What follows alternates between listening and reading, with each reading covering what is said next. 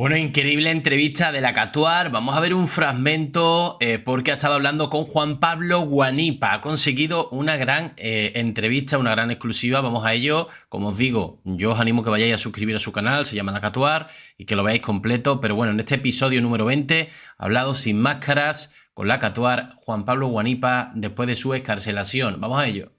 Bienvenido, Juan Pablo Guanipa. Un placer tenerte con nosotros acá en Sin Máscara.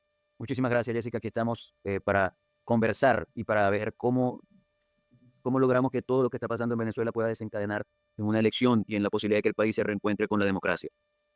Si Juan Pablo tuviese la oportunidad de hacer las cosas diferentes, ¿las haría diferente o así tal cual como ha ocurrido todo es exactamente como debió ser, como ha debido ser? Bueno, mira, yo creo que el deber ser lo podemos ubicar perfectamente en el 28 de julio del año 2024. ¿Sabes qué campaña fue compleja esa? ¿Qué campaña fue difícil esa? ¿Y qué campaña fue inspiradora esa campaña? Una campaña sin recursos, una campaña llena de persecuciones, de presos políticos, de situaciones en las que, bueno, ponían presos a las personas que nos acompañaban, o cerraban los hoteles, o cerraban los restaurantes, o se llevaban las tarimas, o impedían la movilización. Y en medio de esa campaña tan difícil logramos un resultado electoral sumamente valioso, que fue ganarle a Nicolás Maduro el proceso electoral. Si Maduro hubiera actuado como actúa cualquier demócrata, no habríamos tenido que vivir todo lo que hemos vivido posteriormente en Venezuela.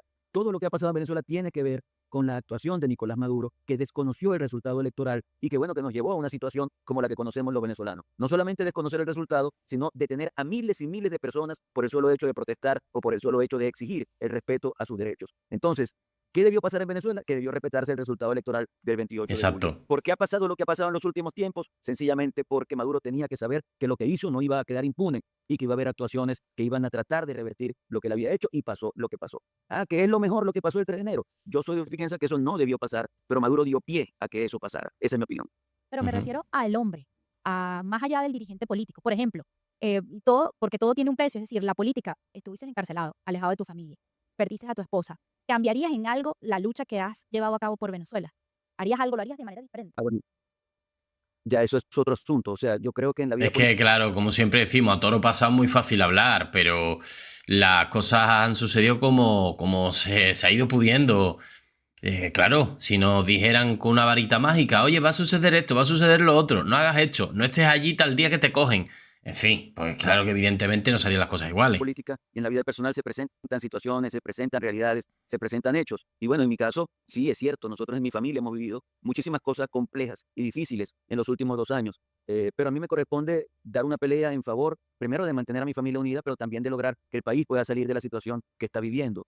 A veces uno dice, ¿cambiarías lo que pasó? Bueno, si yo no tengo la forma de controlar lo que pasa, es muy difícil plantearse esa disyuntiva, ¿no? Así que en definitiva yo creo que uno va llevando adelante su vida, y como decía José Ortega y Gasset, yo soy yo y mis circunstancias. Las hemos tenido, en mi caso, mi persona, mis hijos, hemos vivido toda una serie de cosas. Pero bueno, me tocó, por ejemplo, ir a la cárcel. ¿Yo hubiera querido ir a la cárcel? Claro que no, si no, no hubiera estado Evidentemente. 10 meses en la clandestinidad como estuve, tratando de evitar que me pusieran preso. Pero al final me pusieron preso, fue una realidad que tuve que vivir. Entonces, de todas esas experiencias se aprende. Hay cosas positivas, hay cosas negativas, hay cosas mejorables, pero de todas esas experiencias se aprende.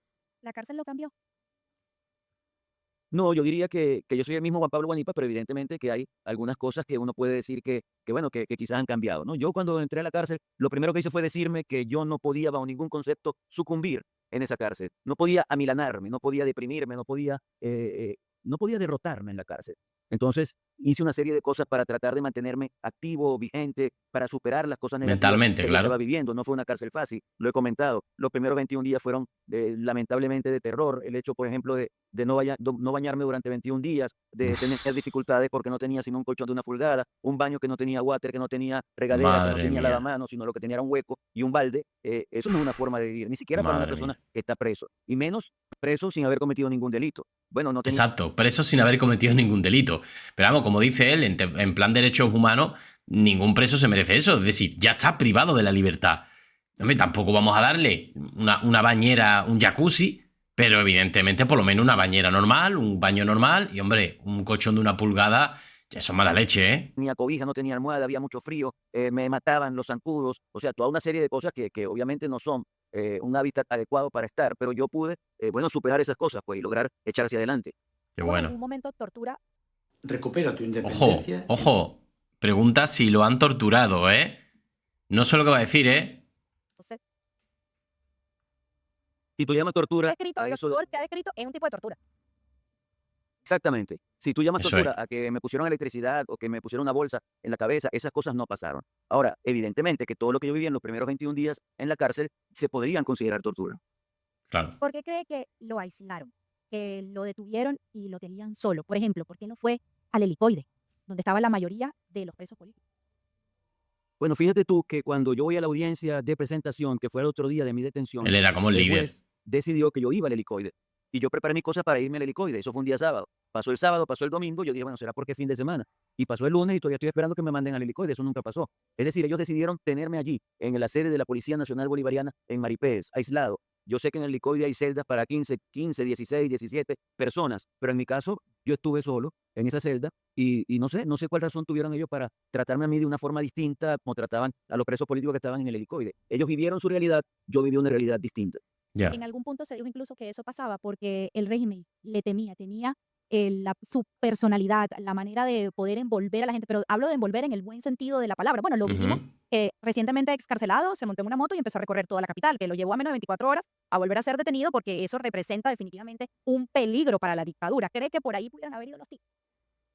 Honestamente no lo sé, lo que sí te digo es que yo hablaba con mis custodios y les hablaba de política y les decía que porque ellos se prestaban pues a este tipo de cosas que tienen que ver con la opresión, con la limitación a la libertad de Si es que esas personas están ganando un sueldo que llevan a su casa, en Venezuela está la vida muy difícil, reciben órdenes de esté quien esté. las personas. Recuerdo que una vez me sacaron al sol y el custodio que me sacó era un joven recién llegado, que bueno, que yo lo vi muy chavista, ¿no? Y entonces yo empecé a hablarle, a decirle lo que había sido el gobierno de Chávez, el gobierno de Maduro. Él me decía, no, si yo crecí viendo la hojilla, viendo a los presidentes, bueno, pero amplía el espectro, le decía yo, busca otras fórmulas para ver la verdad completa, porque lo que tú viste no es la verdad. En eso llegó el jefe y me dijo, epa, estás adoctrinando. Y yo le decía, no, yo solamente estoy conversando. Entonces, honestamente, yo no sé si es lo que tú dices. Lo cierto es que yo estuve absolutamente solo. Por eso yo decía, no me dio gripe. Y me decían, pero ni gripe, no me dio gripe. ¿Quién me la iba a pegar si yo andaba solo? Claro. Yo sé que, bueno, la manera en cómo lo presentaron, pues, todo lo que hizo Diosdado Cabello, lo que habló, cualquier cantidad que ha dicho en su contra, falsos testimonios, bueno, que encabezaba una red terrorista, todo ese tipo de situaciones. ¿Quién cree que pudo haber entregado a Juan Pablo Guanico? No, porque yo sé que No, habló del peluquero, pero ¿cree que de repente había algo más atrás? no, yo creo que no. Yo estuve 10 meses escondido y no hubo forma de que me agarraran. Ujú. En 3 o 4 oportunidades salí cuando había convocatorias de María Corina Machado o de Edmundo González. Tenía todo aparataje preparado para evitar que me detuvieran y logré que no me detuvieran. Ya después, cuando no hubo más convocatoria, yo decía, bueno, a mí no me van a poner preso a menos que se metan en el apartamento donde estoy. Yo tuve 12 sitios en los que me metí durante esos 10 meses. Y Wow. bueno, yo tengo la certeza de que lo que pasó fue no que el barbero me delató, sino que el barbero habló, comentó en algún círculo de amigos, de personas, Ya. que él me cortaba el pelo a mí, pues. Entonces eso entró en el torrente comunicacional del chavismo y ya ellos identificaron al barbero, sabían dónde vivía y el día que me vieron con el pelo cortado en un programa de Carlangola, inmediatamente lo detuvieron. Lo sometieron a Wow. interrogatorio y a las 3 de la mañana fueron con él hasta donde yo estaba. Él los llevó y cuando yo salí de la habitación, esposado de manos, cintura y pie, entonces lo vi a él y bueno, lo saludé. No tengo nada en contra de él. Solo creo que cometió el error de decir, pues, que él me había cortado el pelo y me cortó el pelo en 3 oportunidades. Esa fue la razón por la que me agarraron y tengo la certeza de que así fue.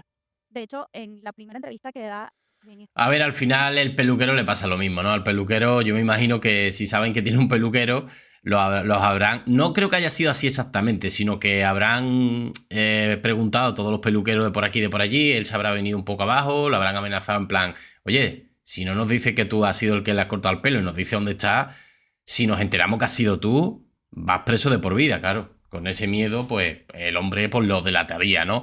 Bueno, la entrevista es mucho más larga, mi gente, como entenderéis, no lo podemos ver entero. Le damos los créditos, iros a verlo a la Catuar. Creo que esto era una parte bastante significativa, importante, preguntas muy, muy interesantes a Juan Pablo Guanipa. Ha estado solo, en fin, muchos meses liberado, retirado de la libertad de una forma injusta y, en fin, pues una experiencia dolorosa, ¿no? Mi gente, nos vemos en el siguiente vídeo. Saludos.